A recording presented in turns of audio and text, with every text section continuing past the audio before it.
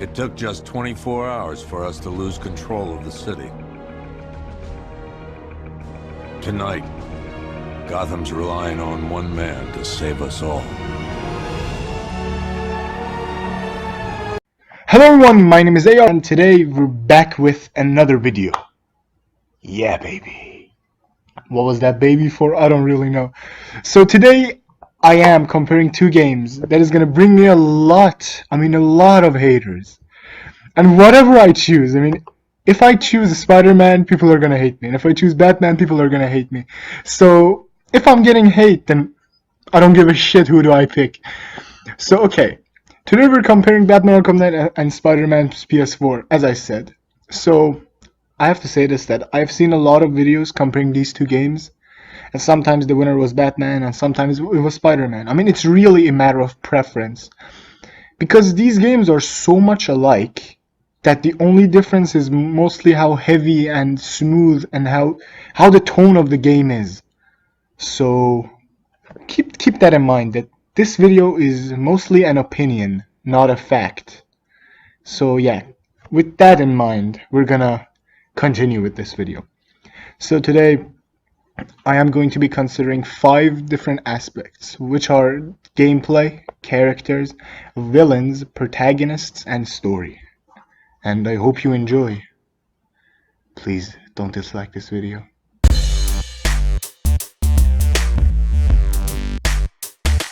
Finally off to Rikers, huh? Okay, so there are going to be a lot of subcategories. I think there are 4 subcategories to gameplay. I'm going to be considering all of them. Let's start with combat. Okay, so we all know that the free flow combat started with the Batman games, but it kind of developed, and other games took inspiration of it, and it changed a lot. So, Spider-Man's combat is more open and smooth to attacks. Like you can attack someone from like above in the air, or you can throw someone up and whip them to the wall, or whatever you want to do. But Batman's combat, on the other hand, is more stiff. But this stiffness doesn't make it less fun. You can get creative with your moves and gadgets. Like you can use your cape to rapidly punch someone. You can go up in someone's head, or you can use your grappling hook to draw someone.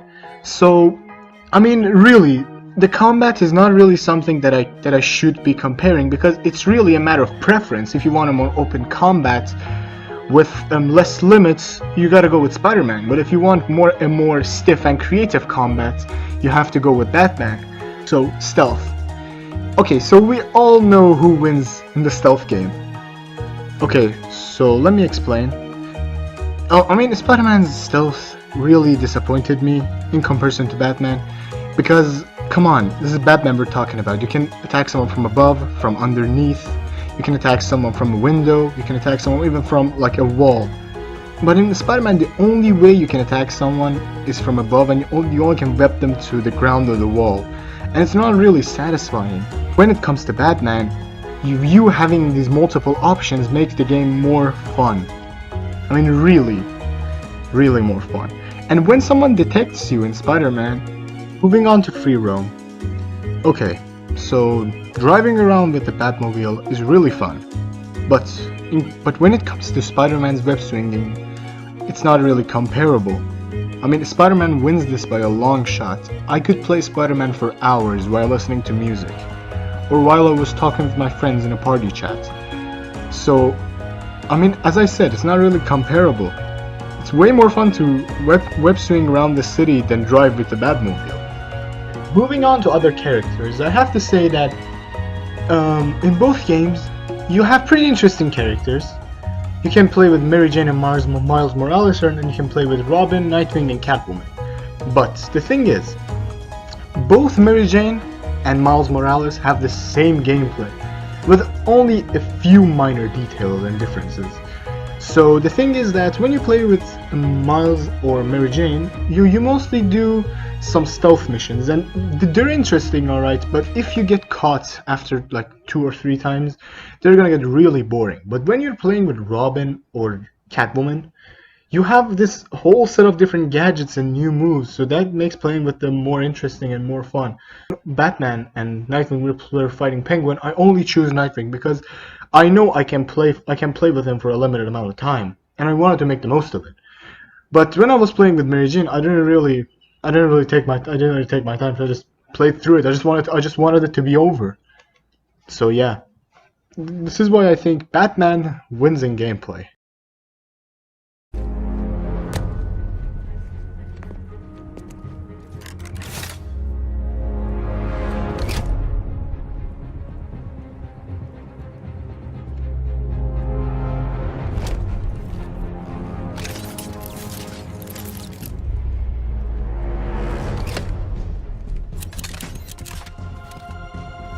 Okay, so in terms of protagonist, both protagonists have nothing in common, but they don't lack anything either. So they don't lack motivation and they don't lack personality, but there's one thing that gives Spider-Man the upper hand, and that's his alter ego. So okay, you see, a main aspect of a superhero is his alter ego, and that's what makes him special. The difficulties he goes through, the hardship he has, and even though we established an attachment with Batman in 3 other games, we didn't establish anything with Bruce Wayne.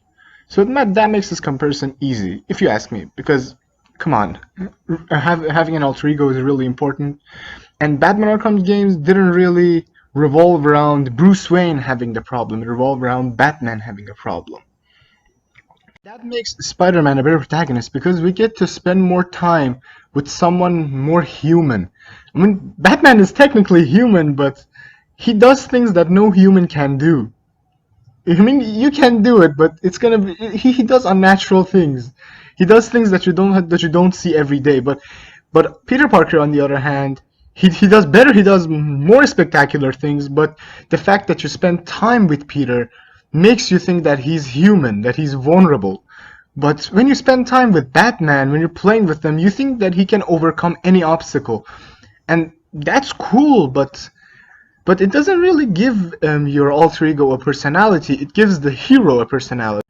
Okay, that brings me to my next subject, which is the hero part. Okay, so, as I said, Peter Parker is shown vulnerable, and that makes you think that Spider-Man is vulnerable. But Batman is not shown vulnerable. And this is why people are more drawn to Batman. This is why he's the first superhero in the world.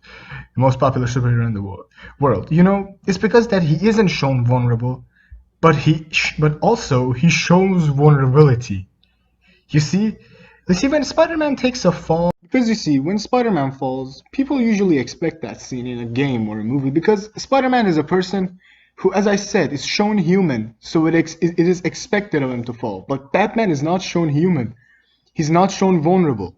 So when he falls, people are more shocked. And it makes things more interesting if you ask me. And then when he rises up, it's a way cooler scene than Spider-Man rising up. Because, as I said, he's not shown vulnerable. And that doesn't necessarily make a good alter ego for him. That makes a good hero out of him. You can expect the unexpected when you're playing the Batman. You see that the man who doesn't fall, actually falls and then rises up. If you ask me, that makes him even more vulnerable than Peter Parker. Okay, so with all that being said, does that make Batman a better protagonist? No.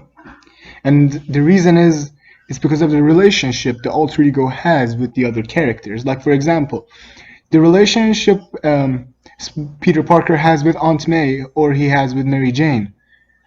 You see, Peter Parker having a personality also gives the hero a stagnant personality too. And I think that Spider-Man wins because, first of all, he has an alter ego that has a good personality, and his relationship with other characters makes him a better protagonist. And we'll get to the characters in a second, and I hope you'll understand me better over there. Okay, so in terms of villains, I guess I have to go with Batman. And hear me out before you dislike the video and write something insulting. Okay, so, you know, the only interesting villain I saw in Spider-Man was Dr. Octavius. And he was the most interesting villain. And, I mean, he's a way better villain than Scarecrow, I'll give you that. I mean, it's because Peter has this relationship with him. He's like a father figure to him. And when he turns evil, I mean, it really impacts Peter in really badly. But Scarecrow, he's just there looking cool, saying, "Gotham should fear me." And, I mean, it's not really interesting. So, in terms of main villains, Spider-Man has the upper hand. But I'm not only considering the main villain. Okay, so I'm going to be considering two more categories. These categories are going to be the minor villains and, I don't know what to call them, the B-list villains. I mean, those villains who are important, but not as much as the main villain, like Arkham Knight and Mr. Negative. So, okay, let's start with that, the B villains. Okay, so Mr. Negative, he wasn't really that interesting. He wanted to get back at Norman Osborn for giving him superpowers and also killing his parents. But Arkham Knight, on the other hand, he had a relationship with Batman, and that makes things more interesting. I mean, this is why Dr. Octavius won in the first place, because he had a relationship with Peter Parker, and that made things more interesting. And when a villain, you see, when a character who has a relationship with the protagonist turns evil, it makes things really interesting. And it's because that when the protagonist faces him, he's both in conflict with himself and him. So a good plot is what challenges the emotions of the protagonist and the villains and the characters. So what can be more emotional than finding out that your own son is against you on something and wants to kill you? So this is why I think Arkham Knight is better. And in terms of minor villains, the only two villains that were interesting to me in the Spider-Man universe were, Tombstone and Screwball. And no other character. I mean, Electro and Vulture, they all had the same motivation. They wanted to kill Spider-Man because he put them in a cell. I mean, it's very cliche, but let's take Two-Face or let's take Professor Pig and compare them to Screwball or Tombstone. So you see, Screwball's motivation is really unique. She wants to take videos of Spider-Man doing things online. I mean, it's fun, but Professor Pig, on the other hand, he was killing people to make himself an army. He wanted to make a minion army, and he did this thing to people. I don't know, just what do you call this? Just look at this picture. Yes, he turned people into that. You see, it's really a matter of tone in this case, because when a game has a darker tone, it calls for more darker villains, more dark motivations, and I think that makes the game more interesting, if you ask me. Maybe you're not into dark things, but I really enjoy DC because it's darkness.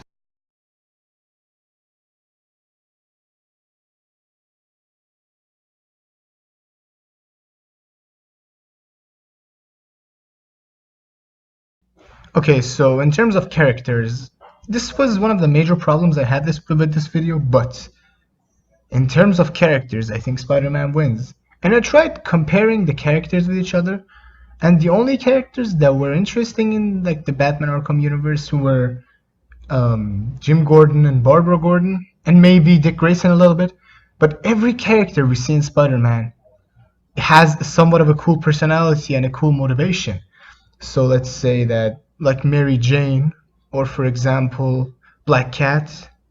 I mean, yeah, we have Catwoman too. I forgot about her, so no, exclude Black Cat. So okay, we have Mary Jane, we have Aunt May, we have Miles Morales, we have Miles' father. And yes, we have all these characters that have a really cool personality and a cool motivation. And Peter spending time with these characters makes these characters reach their full potential and show their personality completely.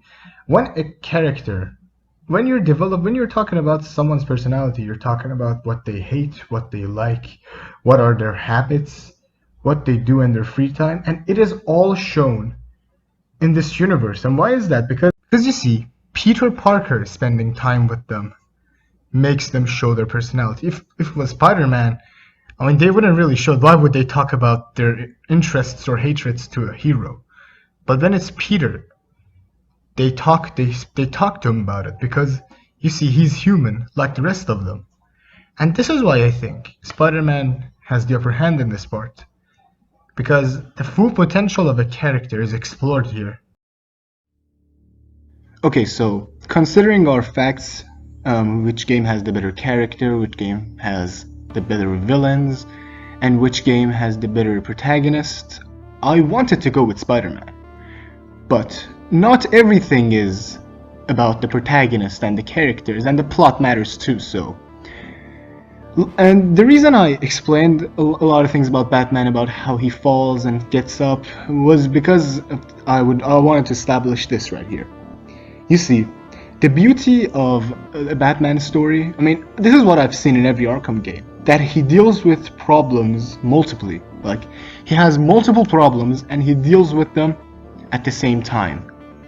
So let me explain this. Like in Arkham Knight, he had to find Scarecrow and fight Arkham Knight at the same time, and he also had to cure his madness, I guess? You could call it madness. Yes, madness. But considering that Spider-Man had better characters and better protagonists, but that doesn't mean that Batman didn't have interesting characters. It had interesting characters, but in comparison to Spider-Man, they weren't really something special. But the thing is, the characters work with the story, like Barbara Gordon getting kidnapped and Batman finding her. I mean, that really makes the plot more interesting. But I can't go with Batman either, because as I said, the characters aren't interesting enough. In comparison to Spider-Man, they're not. So I wanted to choose one of them, but I really couldn't, because you see, Spider-Man's plots, I didn't really enjoy the plot of Spider-Man, that Kingpin goes down and other people are trying to get into the crime and I don't know, become the main boss, I guess. I don't really understand these terms. So yes, I mean, the plot wasn't really interesting to me. The plot got interesting to me after Dr. Octavius turned evil, and that was nearly to the end of the story. But Batman's story had me hooked on my PS4 for hours. I mean, I once remember I played Batman for 7 hours wanting to know what happens next. But what made Spider-Man so special to me was the characters. It was the relationship that Peter Parker had with the characters. And this is why I couldn't decide in this part. I couldn't say that which game was better. Was it Spider-Man in terms of story, or was it Batman? Because I've explained this many times before. A good story needs a good plot and good characters. And Batman has the good plot, but Spider-Man has the characters. So I hope you all enjoyed this video. Leave a like if you did. And sorry if this was a draw. I couldn't really decide. I mean, if you can convince me that one of them is superior to the other, please tell me in the comments, and I might consider it. So, thank you so much for watching this video. Thank you for dedicating your time, and bye. And oh, don't forget, there's that red button over there. I mean, it's something free. You just hit it, and you support me, and you make my day. Yep, that's it. Bye.